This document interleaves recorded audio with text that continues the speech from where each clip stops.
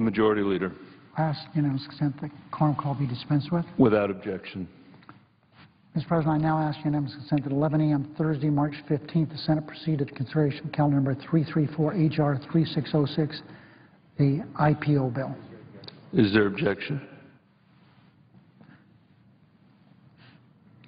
The Senator from Oregon. Thank you, Mr. President. I reserve the right to object, and I'm going to explain my concerns.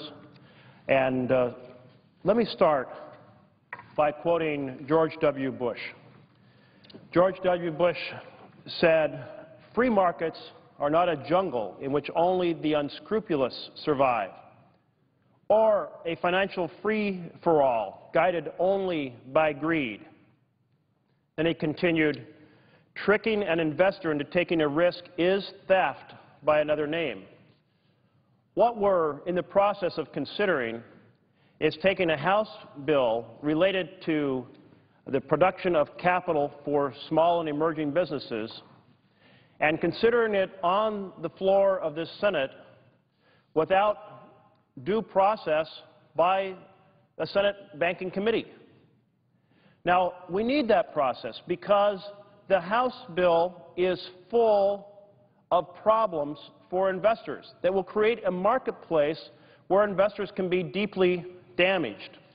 It is our responsibility in this body to make sure that as we produce a streamlined system for small companies and startup companies to access capital, we don't create basically a scheme for pump and dump operators seeking to defraud American citizens. That's why we need due consideration in committee. Now, I can't speak to the challenges with all the portions of the House bill, but I can speak to a specific section of the House bill called crowdfunding, because I've been working with others, including the distinguished presiding senator, Senator Bennett from Colorado, and Scott Brown from Massachusetts, to say, let's utilize this crowdfunding tool, but do it in an effective manner. Now, what is crowdfunding? Crowdfunding is saying, let's take the power of the Internet. Just as we have person-to-person lending facilitated by the Internet, let's take the power of the Internet, enable people who see small startup companies that are seeking capital investments, and give them a chance to present their ideas and for folks to invest in those companies. So they might receive thousands of small investments, enabling them to take their dream forward to the benefit of the investor and to the benefit of the company. But what is wrong with the way that the House drafted this? I'm going to give short examples. It enables companies to raise up to $1 million by providing no financial information. No financial information. That is not an investment market. That is a scam. Second, companies do not have to go through a registered intermediary. So in other words, you or I tomorrow could start up a website and say companies sign up and investors sign up with no sorts of protocols for the registering of information and no system required for the protections of investors. So that is a major mistake in this legislation. Third, under the House bill, a person could say, hey, here are 10 stocks, 10 potential companies to put your money into, and through that action could take 100% of your income, your annual income, in one fell swoop. So as we create this particularly interesting marketplace full of potential, we don't want it to be a place where no financial information occurs, no rules for the intermediaries, and people can be taken for their whole annual income in one fell glance. That is no way to build this wonderful potential marketplace. To continue, the House bill lacks any advance public notice. So a company can provide to the SEC notice on the same day they offer their stock, and upon getting 60% of the amount they are seeking, of their target amount, they can walk away with the investor's cash like that. So in other words, offer it, no chance for the SEC to take a look at it, collect your $1 million, walk away, you didn't provide 1 ounce of financial information. Folks, if you haven't seen the movie The Boiler Room, I encourage you to do so, because you will see how scams, actually not permitted by law, were used to defraud earnest American families. In this case, we're just paving the path to predatory investing schemes. So that is a problem. The House bill allows anonymous stock promoters so that it encourages the opportunity for pump and dump, which is a reference to anonymous promoters saying how wonderful something is and not identifying themselves as having a connection to the company that's offering its stock. It does not address the issue of dilution. You know, if you had a chance to get on the start of Starbucks, someone said, I'm going to start up a coffee company, and wouldn't it be great for you being on the ground floor? And you said, oh, you bet, and you get 1% of Starbucks stock as a result. Well, you'd be very rich today. But what about a company that proceeds to use a strategy of diluting the original investors so that your initial investment in the startup is worth nothing when the company actually gets traction as a successful entity? Well, that's certainly an issue.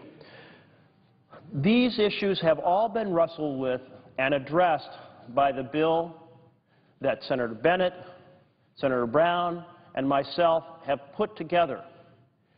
Now, the other sections of the House bill have similar problems. I won't speak to those problems because there's other folks who are much more knowledgeable about it. So I'll stick to my section and use it as an analogy of why this entire bill should go through the Banking Committee. Let me read to you a letter from Matavi. Their slogan is investment for everyone. Isn't that the perfect slogan for crowdfunding? Investment for everyone. They address their letter, Dear Senators Reid and McConnell, we are a crowdfunding intermediary based in Durham, North Carolina, and we understand the Senate will take up the House bill shortly. We are very concerned about language in Title III.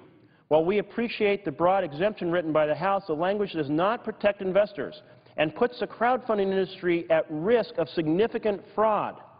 However, more responsible language does exist, and that it refers to the bill that the Senate has been working on.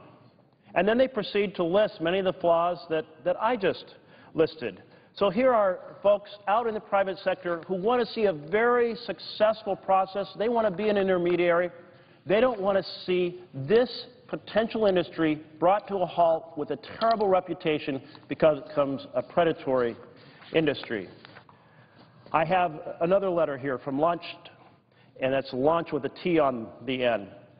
This latest bill, the Crowdfund Act, that's the Senate version, is important because unlike previous bills, for the first time, we have a Senate bill with bipartisan sponsorship, a balance of state oversight and federal uniformity, industry standard investor protections, workable funding caps. It lays out why this work should be in this bill.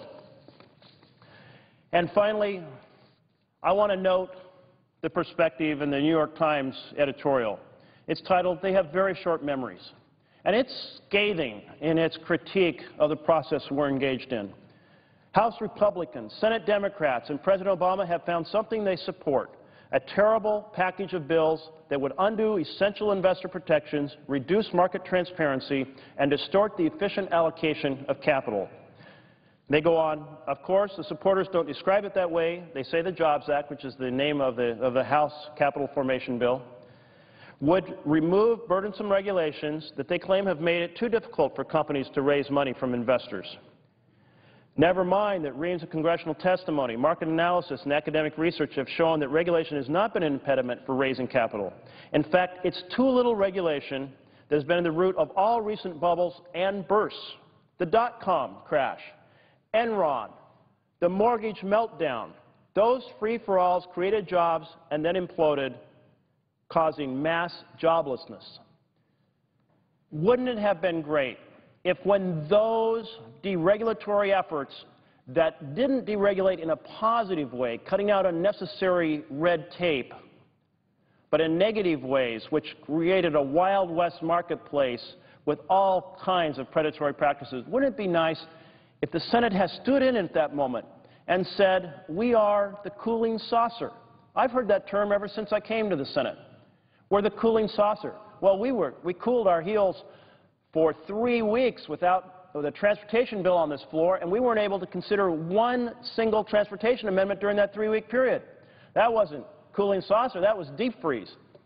But now we've gone from deep freeze to bullet train. We need to slow this train down. We need to have due deliberation so we create the sort of deregulation that is so important for a future growth of the United States of America and the future success of American families.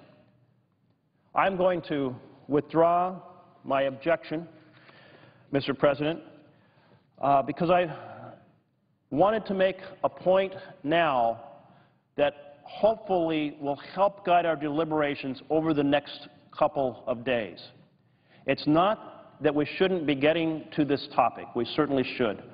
But we need to do so in a manner that works for American businesses, small businesses, startups, and families, and the House bill doesn't do it. Thank you, Mr. President. I withdraw my objection. Mr. President. Without objection, so ordered. The Majority Leader. Mr. President, I appreciate the work done by the presiding officer and the junior senator from Oregon on this most important piece of legislation, and especially the problems that the two senators I've mentioned feel is evident with this legislation. So I appreciate very much the opportunity I've had to work with the two of you today, and will continue to do so. Mr. President, I ask unanimous consent on Thursday, March 15th at 1:45 p.m. the Senate proceed to executive session to consider the following nominations: calendar number 408 and 461, that there be 15 minutes for debate divided in the usual form, that upon the use reading back of the time, the Senate proceed to vote with no intervening action or debate on calendar number 408 and 461 in that order. The motions to reconsider be considered made and laid on the table. There be no intervening action or debate, and no further motions be in order, then any related statements be printed in the record, and President Obama will be immediately notified of the Senate's action. The Senate then resume legislative session.